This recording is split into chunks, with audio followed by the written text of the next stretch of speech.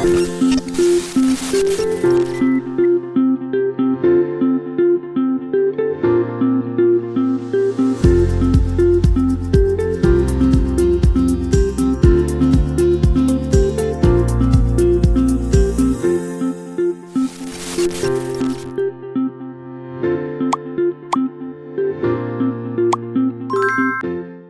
today we'll be looking at fine-tuning your text in HTML, right? So to fine-tune our text in HTML, there are many tags, and we'll be looking at some of those tags that we use to achieve a given result. So first of all, we have the strong tag. We have the strong element, right? This HTML strong importance element indicates that its content has strong importance, seriousness, or urgency. In the following sentence, the words "can cause blindness" are contained inside the strong element. So the strong element is used to indicate importance, seriousness, or urgency, right? So if you can see this example, I don't know if it's a bit small, let me zoom in a bit. You can see that the strong element is used here. Strong element is used here. And in the words "can cause blindness" are put inside it. So let's go ahead and try it out and see what it looks like.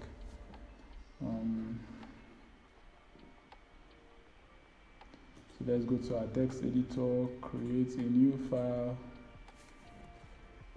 select HTML.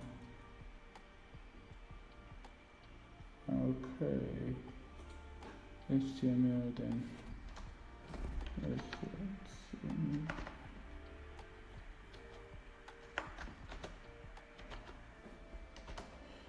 So let's call it fine.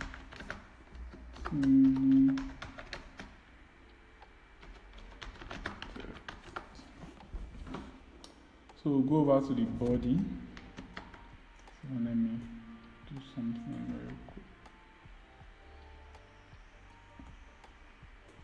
So I really like to indent stuff so you can clearly see the hierarchy. Okay, so in the body now, let's go ahead and write a paragraph.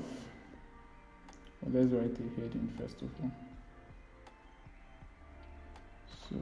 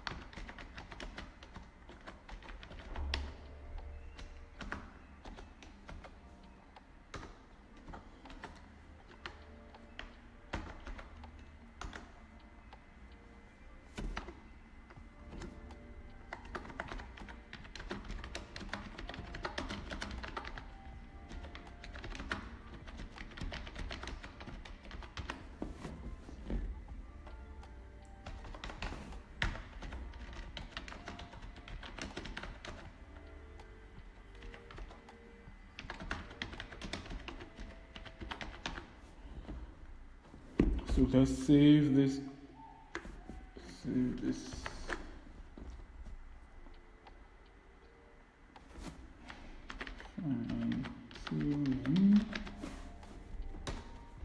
Save that.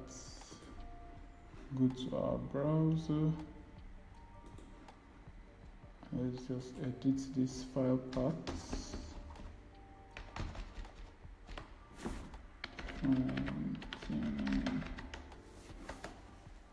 Great. So as you can see, we have our title up here, fine-tuning your text, and we have the content here, strong elements. Okay, I not spell that right. Strong elements, not elements. Okay. But as you can see, this is just a paragraph, and this is just a heading.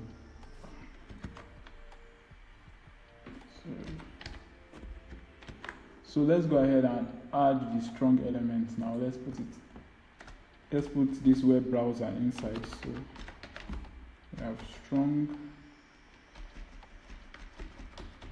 and we have strong. So save that.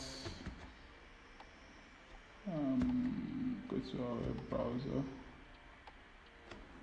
refresh it, and we can see that this is bolder than the rest of the document, right?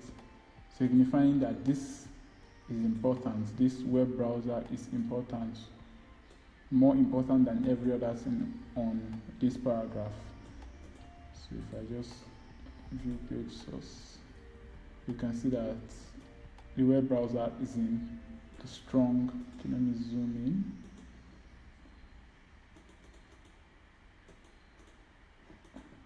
You can see that the web browser is in the strong element, and that's why it's making it bolder than the others. So that's basically what we use the strong element for. Let's look at the next one. Next one is the cite element. The cite tag defines the title of a work, e.g. a book, a song, a movie, a TV show, a painting, a sculpture. It is used for quoting text from another source.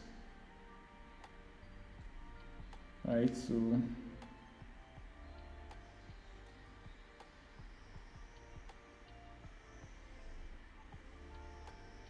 let's go ahead and try it out now.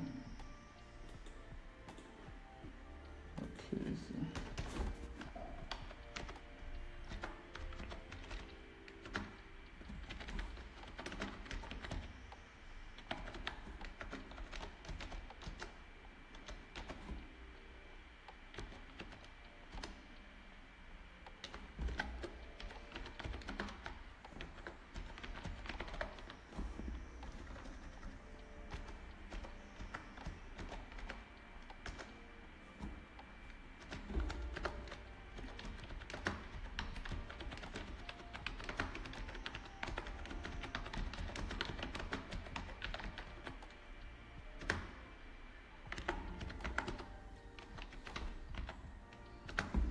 so this movie is the talk of the town now, so let's just add it here, cite.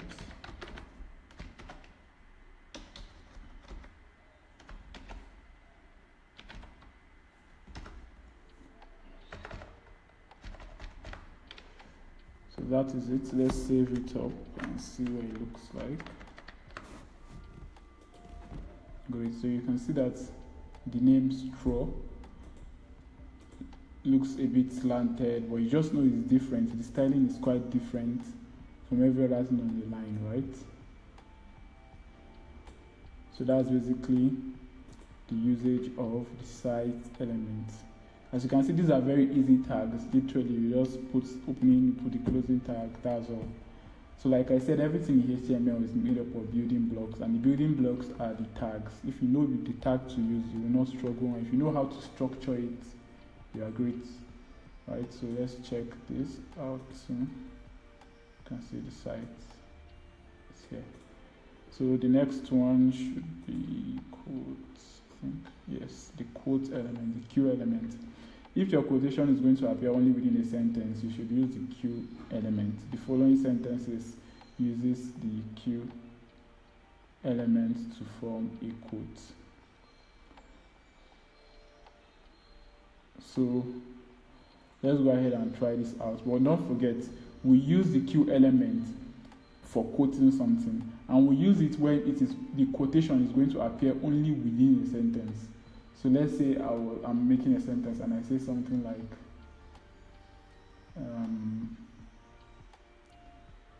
my friend said his house is beautiful.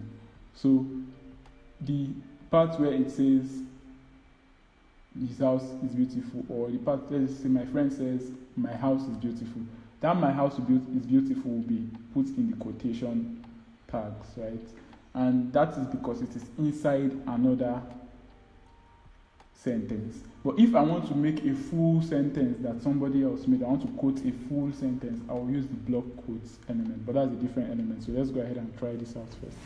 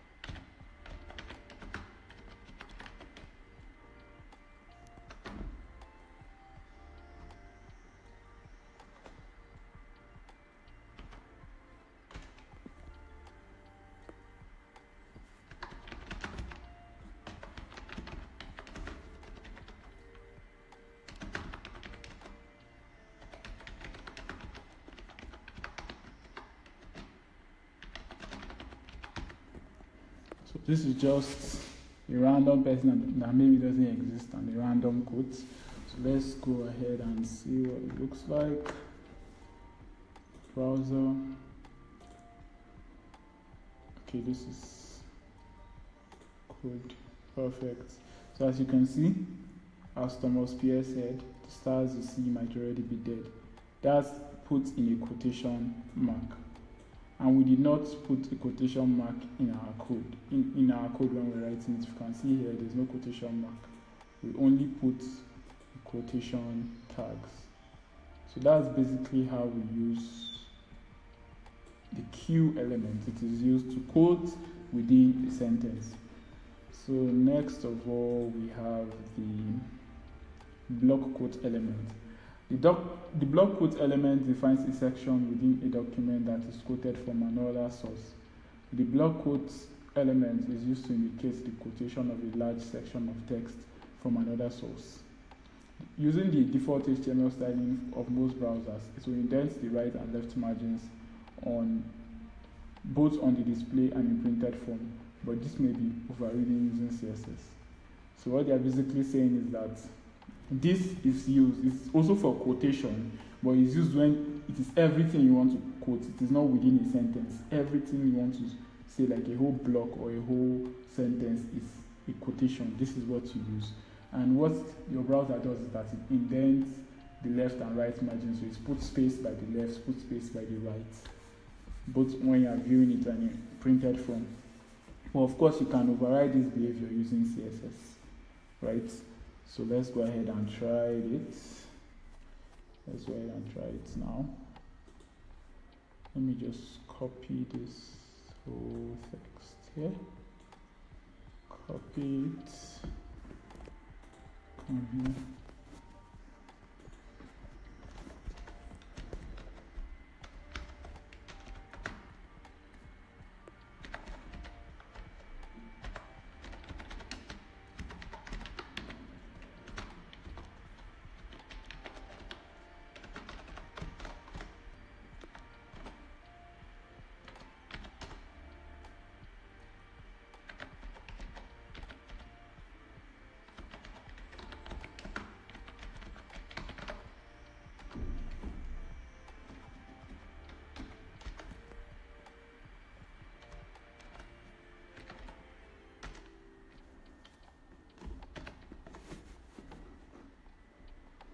So we have the text I copied. Just going to put it here so I don't have to type something long.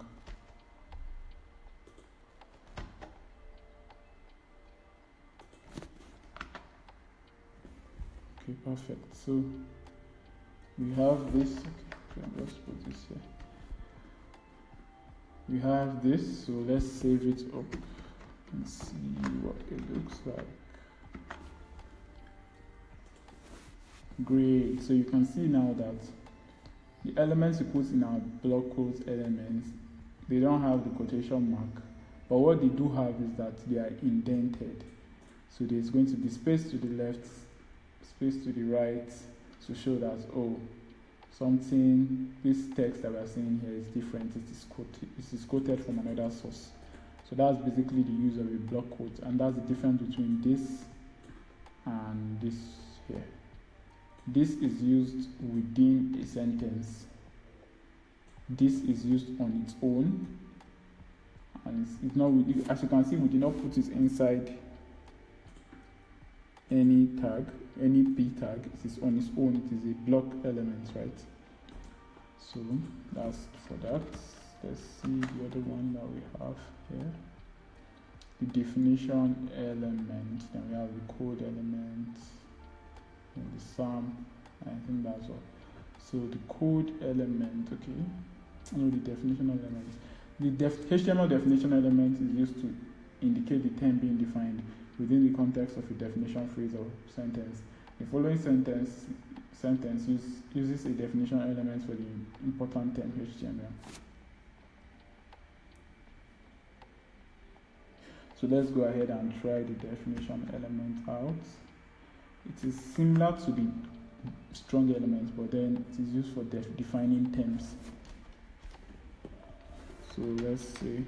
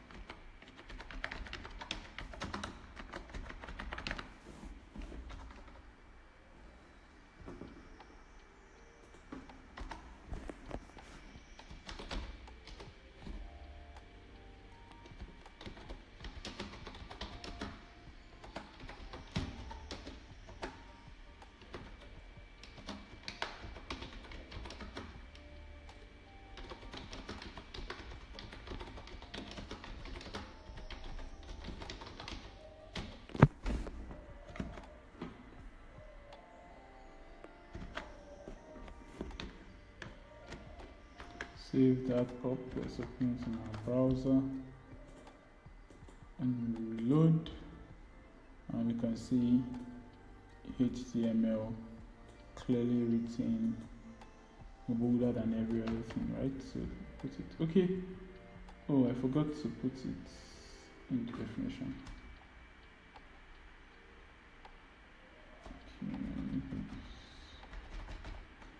Sorry, definition. HTML, so save that up. Perfect. You can see that it is written in a way that you can easily tell that it is different from every other thing. Now, most of these tags, like I said, most of what they do you can actually achieve with CSS, which is the preferred way of doing most of these things, right? But what they do is that they help your browser to read the page, and they help you with SEO, right? They help search engines know, okay, this is it, this is it. So it's more of helping them read, because this styling, if I want to make this a certain text like this to stand out, this is probably not what I'll use. I'll use CSS and give it some style and make it bolder, make it slanted, or add maybe an underline or overline. I'll use CSS, right, because it's more flexible, there's more options, and this is made for that purpose, for styling. But these tags are there just in case of certain necessities, right? Because your browser can read the HTML and understand your document, but it doesn't read the CSS per se, right? It just applies the style. So whenever your browser is reading this now, it knows, okay, the HTML here is defined by the whole sentence. So that's basically what this does. That's basically what it does. You can see it here. So going back to the document, what do we have next? And the truth is, most times when you are coding or programming, there's no one way to achieve a certain result. There are multiple ways, right? Just that each way has what it was designed for. So if I wanted to make this slanted, I could have also used the cite element, as you can see here. It's also slanted, same way this is slanted. But I will use the cite element when I'm trying to quote something from another site or write the name of something. But I will use this when I'm trying to define something. So the same results, just different reasons to use them. And that's very common when you are programming. There's always more than one way to arrive at a goal. Numerous ways. You just have to know the way that is best for that particular problem. And usually you might not always use the best way, but as long as you arrive at solving that problem in lesser time and your solution is effective and efficient and not as time consuming, perfect. So the next one we have to look at is the code element. The code element is for adding code to your web page. It's basically just like the name implies, right? So, okay, right, we have to write this. So let's do this.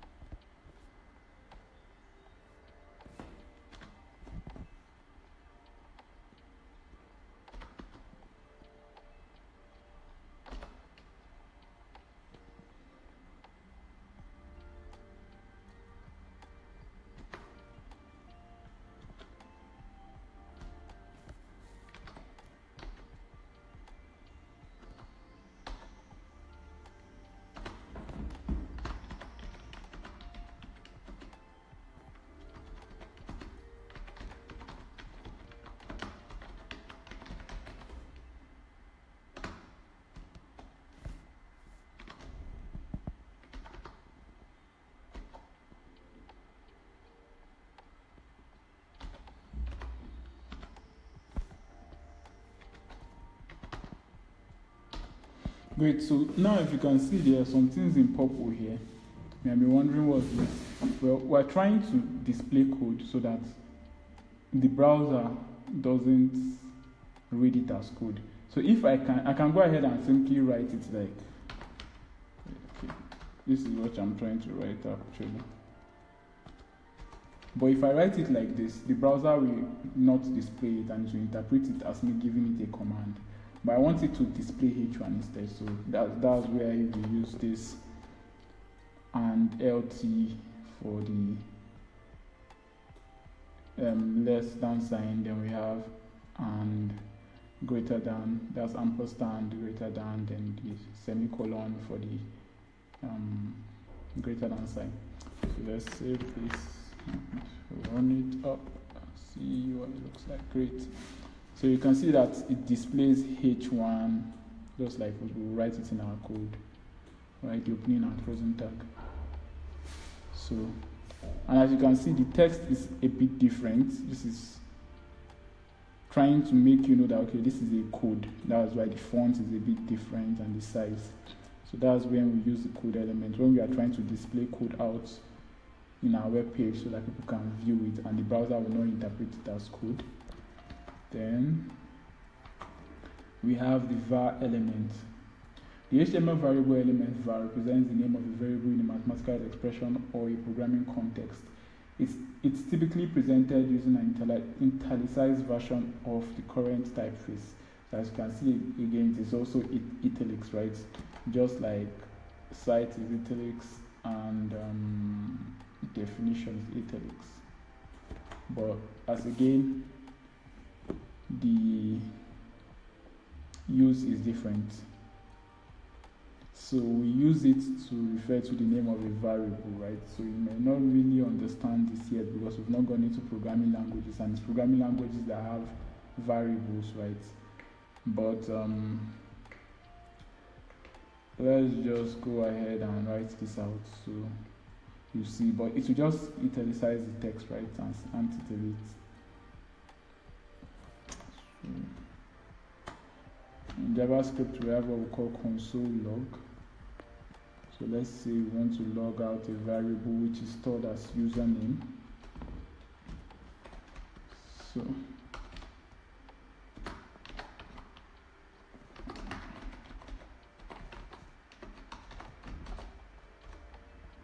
and we have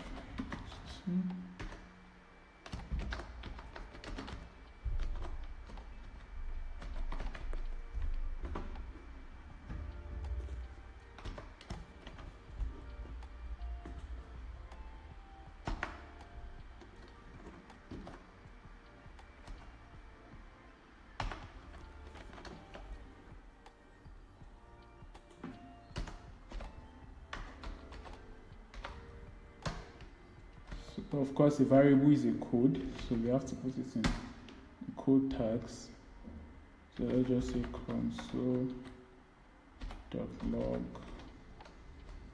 open brackets, put this, then say var, let's say username, then close this and do this. So that's basically it, right? So refresh this. Okay, do not save this, so save, then refresh, and you can see it down here. I don't know if you can see it, but if you can see it, this is typically what a JavaScript console log will look like. And as you can see, this is the only thing that we put in the var element, that's variable, and it is slanted. It looks a bit different. So that's what we use the var element for, variable names. You'll get to understand more what variables are when we start JavaScript. So for now, let's go to the next one, which is samp. The samp element is used to display output from a process, such as error messages from a computer script. It was originally designed for technical documentation and renders the content of the elements in a monospace font. So what the samp does, the samp is also an inline element. As you can see, it is put inside a p tag. Take note of that. Out of all the tags we talked about, is only the block quote that is a block element because it stands on its own. All these other tags are to be used inside a block tag or a block element like p element, right? Because they are used for setting within a sentence. They are used more within a sentence. That's why we call this whole section fine-tuning your text. They are used for texts that are within a sentence most of the time. So let's go ahead and do this last one.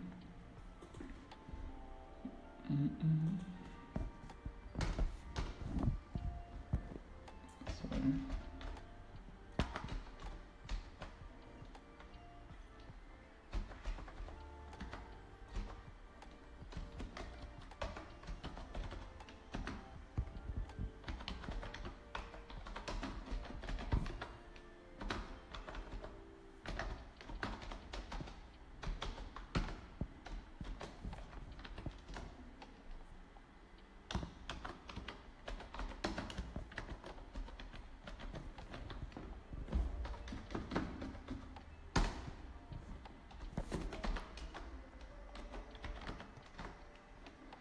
Good, so we have the samp.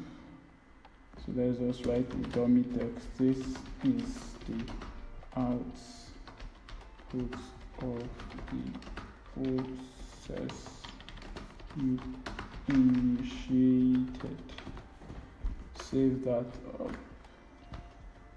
Go back here, load it, and you can see it down here. Samp element. So you can see this font is very similar to this code font. So you might even want to use them interchangeably. So like I said, there are usually more than one way to arrive at a certain goal or a certain destination. But the whole point is that you get there, and you get there by the best route. Now, if I want to use the code, I'll probably use this code element for code, because my browser knows, okay, this is code. And if I want to use the sample, or if I want to output the process, this is the tag I'll use. But that does not mean I cannot use them interchangeably, or if I want to just make my font look like this, I can easily just use any of these tags. But then again, it's preferred to use CSS. CSS is preferred for styling, right? So I think that's all for fine-tuning your text. That's basically all. So there's a teacher tip here. They say develop pages in small steps. Save and test your new page every time you add or change tags, like what we've been doing, right? We write, we save, we refresh. That helps you track your changes and know, okay, this is what's working, this is what's not working. Right, so let's go back here. So at the end of this, there's an exercise 3, example cafe recipes. The following simple web page, okay, create the following simple web page for your example cafe. The text will be provided to avoid typing. Unfortunately, I don't have the text, so you might just have to type it. It doesn't necessarily have to be exactly like this, but something similar, and make sure you use this as a reference. So you can just pause it right here and put that within and screenshot it. You can use it as your reference, right? Easily just screenshot it. So if you can check here, there's a text that is a bit different. It's underlined. There's something else different here. This ST, how do you get it to show up here? Then we have something quoted here, right? Then this is bold, this is bullet point, then this is italicized, this cup of cream, this is slanted a bit. We have instructions, we have an ordered list here, and some things. Okay, this taking care not to burn the butter is also slanted. So I think that's basically it. Then we also have something that is bold here, maximum of 2 seconds per frying pan. So this is what we have to do. This is your exercise for this week. So what I want you to do is to replicate this page. That's basically it. Write it out yourself, code it out, replicate it. If you come across something you want to do that you feel like we don't know how to do yet, or we've not come across it, you can easily just Google it and you would see it. Okay, you're trying, what tag do I use to make my text slanted? Although we've covered that already today, but you can easily Google that and you see a tag to use. So let's go ahead and try this out. So see you all in the next one.